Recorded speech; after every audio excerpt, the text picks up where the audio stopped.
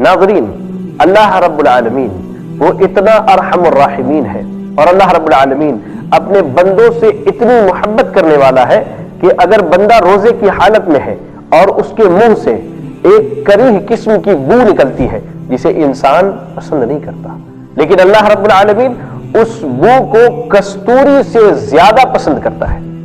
اس بو کی پاکیزگی اور اس بو کی اہمیت اللہ رب العالمین کے نزدیک کستوری سے بھی زیادہ ہے۔ ابو ہریرہ رضی اللہ تعالیٰ عنہ حدیث کے راوی ہے، کہتے ہیں اللہ کے نبی صلی اللہ علیہ وسلم نے فرمایا کہ اللہ تعالیٰ کہتا ہے کل عمل ابن آدم له الا الصيام فانه لي وانا اجزي به والصيام جنة واذا كان يوم صوم احدكم فلا يرفث ولا يسخب فان سابه احد او قاتله فليقل اني امرؤ صائم والذي نفس محمد بيده لخلوف فم الصائم اطيب عند الله من ريح المسك للصائم فرحتان يفرحهما اذا افطر فرح واذا لقي ربه فرح بصومه۔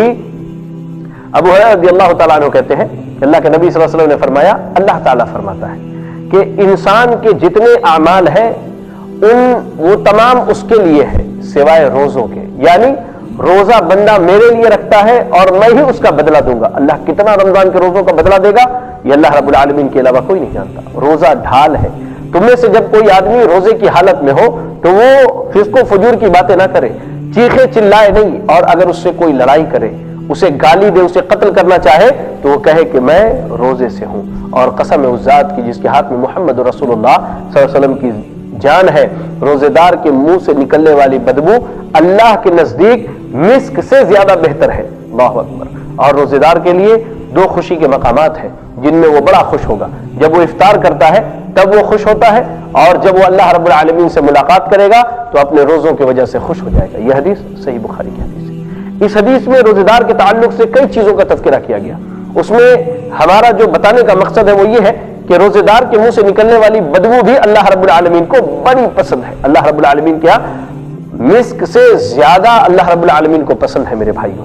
اور روزے دار کے تعلق سے جو دوسری بات اس حدیث میں بنیادی بتائی گئی وہ یہ ہے کہ روزے دار خوش ہوگا، اس کے لیے دو خوشی کے مواقع اور مراحل ہیں۔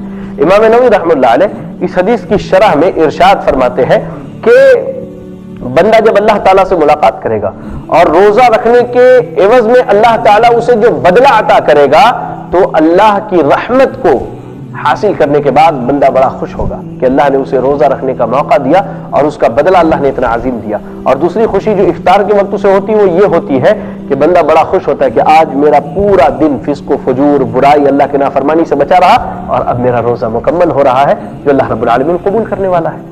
اس لیے ناظرین ہمیں اور آپ کو چاہیے کہ ہم کثرت سے روزوں کا اہتمام کریں، خصوصاً رمضان المبارک کے مہینے میں ہمیں چاہیے کہ ہم اللہ رب العالمین کی رضا کے لیے روزہ رکھیں۔ اللہ تعالی ہمیں اور آپ کو کتاب و سنت پر عمل کرنے کی توفیق عطا فرمائے۔ آمین۔ وآخر دعوانا ان الحمد للہ رب العالمین، والسلام علیکم ورحمۃ اللہ وبرکاتہ۔